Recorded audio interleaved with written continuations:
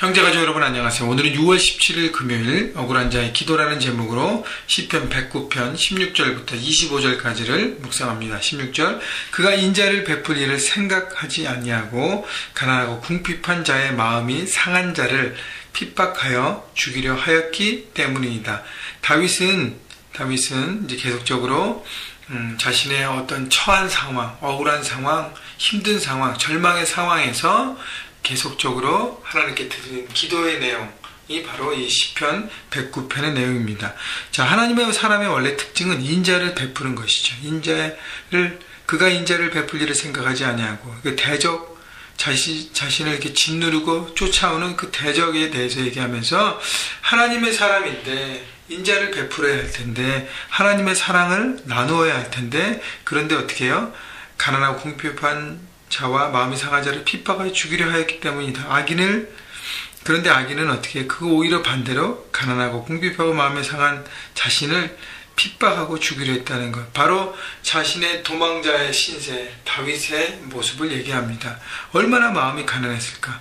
그러니까 쫓아오는 사울도 하나님의 사람이잖아요. 하나님께 세운 왕이잖아요. 그죠? 그러면 인자를 베풀고 사랑과 그런 섬김을 연약한 자에게 베풀어야 할 텐데 끝까지 쫓아오고 자신의 그 절망의 상황들을 더 절망스럽게 계속적으로 핍박하고 죽이려 했다는 그런 상황들을 얘기하면서 다윗이 자신의 마음을 토로하는 것입니다. 도망자 신세의 다윗 얼마나 마음이 가난했을까요?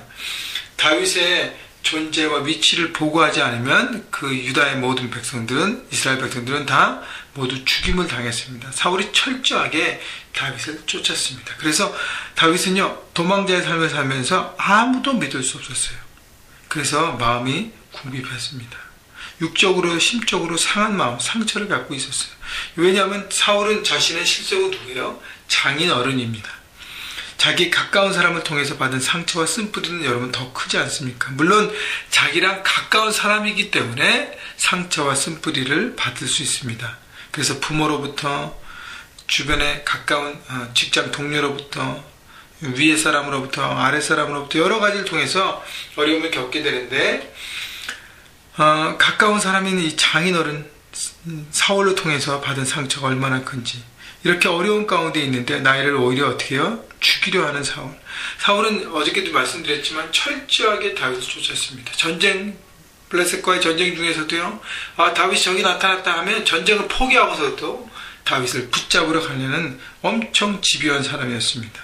자, 이런 어려운 상황을요 다윗은 하나님 앞에 고하고 있는 것이에요. 여러분 다윗의 기도의 특징은요 있는 그대로 하나님 앞에 구하고 고백하는 기도입니다. 그에겐 포장이 없어요. 그리고 가식이 없습니다. 여러분 기도할 때 다 괜찮은 것처럼 하나님 앞에 나올 때 다 괜찮은 것처럼 이미 포장하고 나오면 하나님의 은혜가 내려올 그 통로가 없습니다. 여러분 마음이 가난하고 마음이 겸손해야 물은 위에서 아래듯이 하나님의 은혜도 위에서 아래로 흘러내려오는 것입니다. 내 생각과 내 마음을 포장하고 다 교만하게 있으면 여러분 하나님의 은혜가 흘러내려올 공간이 없다는 것이죠. 그래서 하나님 앞에 철저하게 낮은 모습으로 겸손한 마음으로 고백하면서 구체적으로 기도하는 것이죠. 17절 그가 저주하기를 좋아하더니 그것이 자기에게 임하고 축복하기를 기뻐하지 아니하더니 복이 그를 멀리 떠났으며 원래 축복해야 되는데 저주한다는 것이죠. 그래서 축복이 그의 삶에 떠났다고 얘기하는 것입니다. 여러분 사울의 삶을 보면 그는 얼마나 비참한지 몰라요. 도망자 다윗 하나를 잡기 위해서 자신의 모든 인생을 거기 겁니다. 여러분 그것이 축복이 아닌 저주의 삶이 아니고 무엇이겠습니까?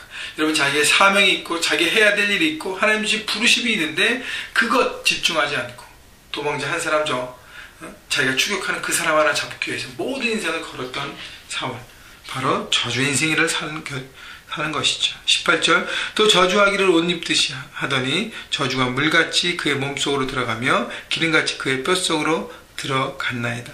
그런 저주 덩어리라는 얘기를 하고 있어요. 축복해야 될 사람이 저주 덩어리로 모든 사람에게 저주를 퍼붓는다고 얘기하는 것이죠. 그런데 다윗이 이렇게 재미있는 표현을 썼어요. 저주하기를 옷 입듯 하더니 자 옷을 입었죠. 그 다음에 물같이 그의 몸속으로 들어갔습니다. 그 다음에 기름같이 그의 뼛속으로 들어가나니 옷을 입고 몸으로 들어가고 뼛속으로 들어가는 저주 덩어리라는 것입니다. 그만큼 하나님의 축복을 거부하고 저주로 모든 사람들, 결국 다윗을 잡기 위한 저주의 출발로 인해서 주변 사람들 모두 믿지 않고요. 그리고 그것을 고백하지 않았다고 모든 사람을 죽여내는 저주 덩어리의 삶을 사는 것이죠. 여러분, 사울은 오히려 비참한 삶을 삽니다. 그래서요, 다윗은 그것을 고백하고 있습니다. 21절, 그러나 주 여호와여, 주의 이름으로 말미암아 나를 선대하소서. 주의 인자하심이 선하시오니 나를 건지소서. 다윗은 하나님의 이름을 붙들고 기도합니다. 주의 이름으로 말미암아 나를 선대하소서. 하나님의 이름의 능력을 붙들고 주님, 주께서 나를 회복시키고 나를 일으키실 수 있지 않습니까? 나를 도우시옵소서. 그 다음에 주의 인자하심이 선하시오니 나를 건지소서. 하나님의 인자하심, 하나님의 선하심을 바라보고 하나님의 성품을 생각하고 묵상하고 기도한 것입니다. 하나님 선하시지 않습니까? 하나님의 인자가 풍성하지 않으십니까? 그 인자로 나를 품어주시고 나를 회복시켜 주시옵소서라고 고백한 것입니다. 여러분, 기도를 어떻게 하나님 앞에 드릴지를 이 다윗의 기도를 통해서 여러분 배우시고 적용하셔야 합니다. 우리가 기도할 때, 정말 절망 속에 기도할 때 하나님 일방적으로 도와주셔가 아니라 하나님의 성품을 붙들고 바라보고 묵상하고 기도할 때 정말 구체적으로 하나님의 마음이 움직여지는 기도가 되는 것이죠. 22절, 나는 가난하고 궁핍하여 나의 중심이 상함이니이다. 다윗은 자신의 심령, 자신의 그 마음이 상함을 얘기하고 있습니다. 그 다음에 24절, 금식함으로 내 무릎이 흔들리고 내 육체는 수척하오며, 상한 육체를 얘기합니다.